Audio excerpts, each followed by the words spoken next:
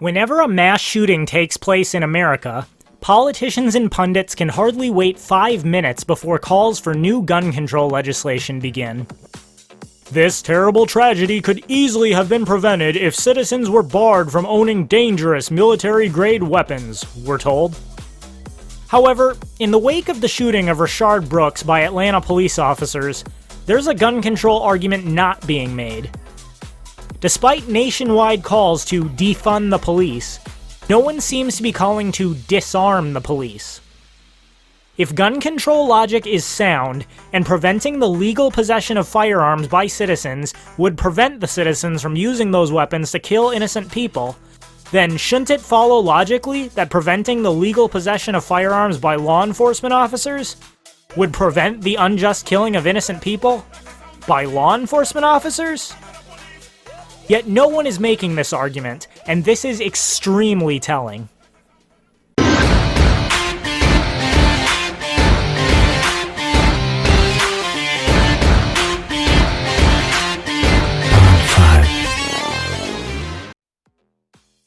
There is a lot that can be discussed about the nature of policing, racial issues, self-defense, and plenty of other matters with regards to the recent death of Rayshard Brooks after resisting arrest by 2 Atlanta police officers. But whether you believe that shooting was justified or not, I'd simply like to focus on the question of gun control. Mass shooters have many various motivations. Maybe they're racial supremacists. Maybe they're religiously motivated. Maybe they're mentally ill, or maybe they simply want their 15 minutes of fame. But in any case, gun control advocates are only marginally interested in what motivated the shooter whenever a mass shooting occurs. They're unconcerned with recognizing and correcting whatever may have driven the shooter to violence. Instead, they tell us that what's really important is getting guns out of the hands of the people who would commit these shootings by getting them out of everyone's hands, period. There is, however, a group of people they don't seem to care about having guns, and that is the police. For some reason, whenever a citizen is unjustly killed by a police officer, not one of these advocates ever argues that we need to take guns out of the hands of law enforcement officers.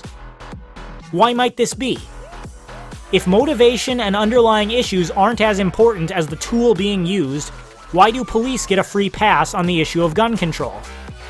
Even in the so-called police-free society of CHOP in downtown Seattle, armed enforcers extorting money out of the population arose almost instantly. The answer is that no one really believes that guns are the cause of unjust killings. What they believe is that only their particular organization should have the authority to kill.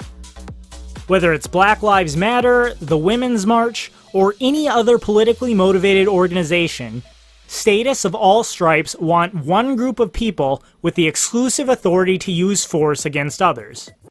In the case of Black Lives Matter, the police, in their current form, may be the wrong group of people from their perspective, but they have no problem in principle with a single group of armed enforcers with the sole authority to carry guns.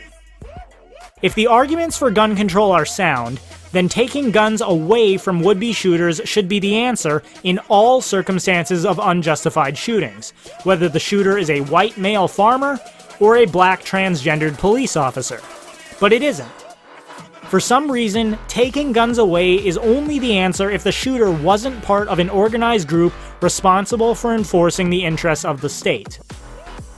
It's not hard to see that the reason for this is that statists want to prevent others from possessing the means of resisting them, whatever their particular goals might be. They don't really believe gun control would stop unjustified shootings. They simply want their people to be the only ones capable of getting away with them. Can we stop pretending that gun control advocates actually care about protecting innocent lives already? And that is my 2 cents. Take it for what it's worth. Thanks everyone for watching. If you liked this video, be sure to like, share, and subscribe, as well as hit the bell to receive notifications so that you never miss an upload. And if you're a fan of my channel, please consider supporting me on Subscribestar, Bitbacker, or Patreon to receive special rewards. All links can be found in the About section of my website, my2centsvideos.com.